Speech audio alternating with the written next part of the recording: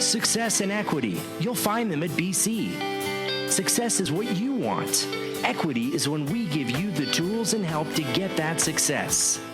It doesn't matter who you were before. We're here to level the playing field and create a fair world where you can succeed no matter who you are, what you look like, or where you were before.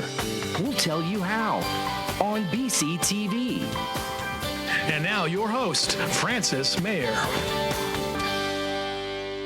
Good morning and welcome to Success and Equity on BCTV. I'm your host, Francis Mayer. And every week on Success and Equity on BCTV, we tell you stories about people who have come to college and succeeded. BC is often a place where people reinvent themselves and find new job skills, and our next guest is no exception to that. Right now, I want to introduce my former radio partner, or maybe I was his partner, Jared Meathead Man. We were partners. That's something that we did for several years. Yes. Every morning from 5 a.m. till 10 a.m. We lived a rare life, quite honestly. A fun life. It was absolutely a blast. I love you. I miss you. I'm glad to see you, dude. This is crazy. This is crazy. This is crazy. This is crazy. It's totally nuts. No, this is. But you're right. That intro was very accurate. I have learned that BC Bakersfield College is absolutely a place to reinvent. Yeah, because something they didn't tell you and I, and you had been in the business way longer than me, yes, is that, you know, someday it may come to an end unless you're Ryan Seacrest or Casey Kasem and you die behind the microphone. And then you're going to have to go and take your ability to get Hulk Hogan to record a live drop and make money. Now might not be the time for that, though. No, yeah, let's not call the Hulkster. He's busy with a number of things. But you going back to your beginning in Florida, yes, you had a shot to go to college, but like so many of us, you were like... Wasn't really ready. You know, I was not the greatest high school student. Okay. I not necessarily struggled, but just didn't really put 150% into my high school years. You know, I had a lot of fun. I had some cliques that I was involved in. I was involved with the media department and kind of really focused on what I really liked, you know, as opposed to everything. And that was my mistake, you know. And then when I decided to go to college, which was right away after I graduated high school, I decided to go to the community college down there. And it was like basically going to high school still. You know, a lot of my classmates were there, and I just wasn't feeling it. And I just wanted to opt to go somewhere else. And so I decided to move to Tallahassee. I thought a more fuller college experience is what I needed to get away from home. But let's be real clear. What's in Tallahassee? Yeah, listen, the Florida State University. Notorious party school. Notorious party school. And maybe that's one of the reasons I chose that as my destination. And I started going to school there, and I absolutely, without a doubt, first semester just fell right into the party scene. And... weren't ready. Wasn't ready to continue schooling. I just wasn't there. I was ready to party. And then, you know, I decided that it was time. I wanted to stay there. And my parents were like, well, it's either, you know, come home or get a job. Yeah. And so I got a job, and I fiddled around for a few years, but I actually ended up landing into a radio gig, starting at the very bottom, you know, almost like a paid intern. Basically, you're a big guy. You could carry stuff. Yeah. You know, and then just one day, one of the lady night jocks got sick, and they needed someone to go live, and I was the only one left, and you know, they discovered there was some talent there, and c'est la vie. But you did all kinds of like radio in the beginning, and when you and I talk, like we're like, oh, way back when. But I deal with kids now who want to intern, and I'm like, you got to understand, like when we interned, like you were putting peanut butter on people's bagels. Yeah. You were getting kicked in the ass for people's amusement. Constantly told I was not going to make it. Constantly told that I was going to get fired. Constantly told that one day you'll get it. If you don't, you're not going to make it.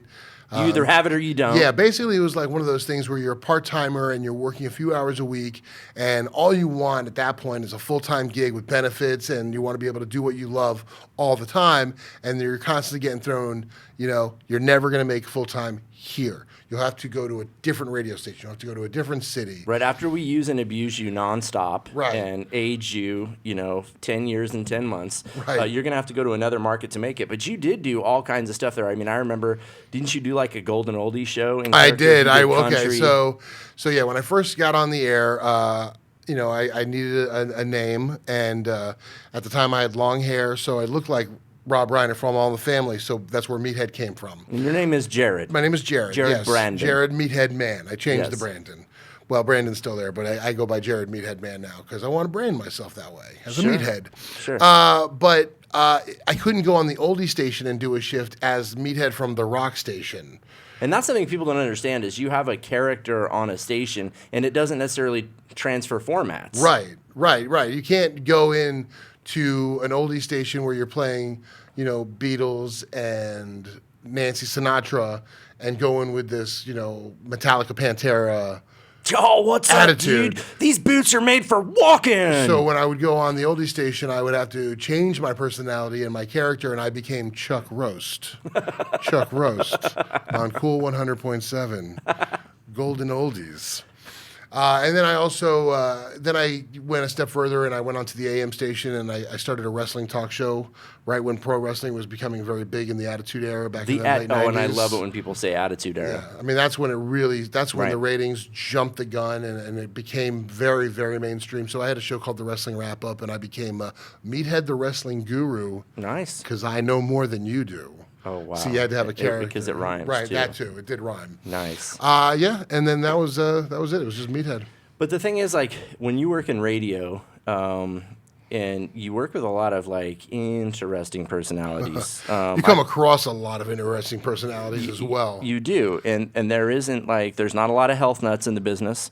There's not a lot of people asking you, like, how's your 401k? You planning for the future? Because people are constantly worried about getting blown out, as we called it, fired. For the longest time, radio... and it's changed so much these days. I mean, Well, it changed while on our watch. Yeah. And I mean, obviously, there's still terrestrial radio, but then, there's your main A-star talent that are in the big cities and that are getting syndication, and then you've got your local DJs. And the problem with the local DJs is that we live like nomads, like gypsies, going from city to city sometimes. And I was lucky enough to land in only 2 cities. I started with Clear Channel, now iHeartMedia. In like 96 in Tallahassee, and I was able to stay with the company all the way through, till 2010, but here in Bakersfield. Longevity and I never, and another thing is I never did get fired. Well, and here's and that's really crazy because, like, in our business, like, I know my mom was always worried about, like, what are people going to think of you changing jobs? And it's like, Mom, it's kind of part of the the deal. Yeah. It is, and people laugh about it, like, oh, you work for that program director? Yeah, that dude totally fired me in 1995. That's just, and there's no shame. No one's like, why'd you get fired? You just never want to burn bridges. I mean, because right? especially in the radio business, because you're going to get fired. It's just part of the business. It didn't really happen to me until later, which I wish it had happened earlier. Because there's the thing: once it doesn't happen for 15 years, get a little, and then false sense of confidence. False sense of confidence, and then it's also like, well, back to the drawing board. You got to try to find another job. If I had been fired, 4 years into my career, it would have been probably a little easier and whatnot, and But and just to be clear, like, we weren't being totally irresponsible, like. Oh no, it's just the way the business is. It's the way the business is. It's the ratings, it's money, it's demographics, it's corporate structuring, and the only problem is those big corporate structures kind of don't really care too much about the local markets. Right, and there are actually some kind of locally owned. Well, there's one, I believe now, locally owned radio company where, like, you could see the GM. And I remember Doug DeRue, the great Doug DeRue, once told me, he's like, oh, Francis, DeRue. you don't understand how it used to be, buddy. And he'd be like, you'd go to the company Christmas party, and he'd slap you on the back and slip you an envelope with $500 in it and a bottle of scotch and tell you good job. And that was the guy that owned the radio station. Yeah. And what he said was, like, in today's radio world, you're never going to see the lion at the top of the food chain with schmucks like us in the same room. It doesn't happen. Not anymore. So there is a disconnect. Oh, very much so. And the guy who's making a decision about letting you go has no idea that, you're married and you got a mortgage and kids and all this other stuff. So they're more concerned with the bottom line, and they want, Sure. They'd rather bring in, and it's easier to maintain a syndicated show. All certain people have to do at that local market have to push a button. Right. It takes a lot of pressure off a lot of the other stuff they have to do, I guess. It does. And the problem here is, we go back and we talk about how you didn't finish school. You got right into radio. And things were awesome. Yeah. And you had fun. You got to interview your heroes. You got to listen to music every morning and hang out with cool people and make dirty jokes. And it's like 15 years, I interviewed over about 800 celebrities, from, Kiefer Sutherland to Hulk Hogan. Had a great time, went to a lot of rock concerts, hung a backstage, introed a lot of bands on stage. I mean, I lived the rock lifestyle for quite a few years. And it was a lot of fun. Met you. Yeah. Met you through, this is kind of a funny story. We're not going to tell the whole thing right now, but we met through a quasi-celebrity from the real world. On my MTV, gosh. Dave Edwards, who was also in House Party, I think. Yes. And one of those movies. And claims he's friends with Dave Chappelle. Half-Baked. Don't know. Half-Baked, yes, I think. he was in Half-Baked. He was a comedian, stand-up comedian, and he was here in Bakersfield.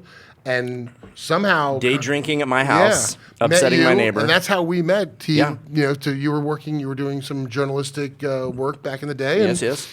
Came to do an interview, unauthorized by moi. And he just popped in, and I was like, who is this guy?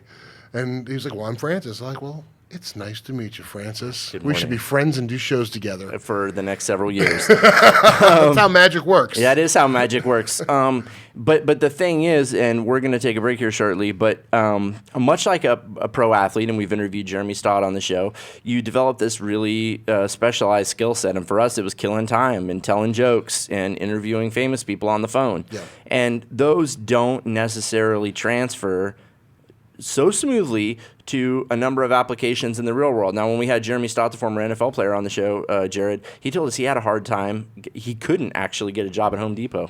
Real? What? Yeah, because his job skill was, plugging holes in the line, stopping the run, and pursuing the quarterback. Right. And you know what that's like when you go into an interview, and sometimes they'll bring you in for an interview to talk to you and hear your stories, and then they're like, sorry, we don't have a room for you.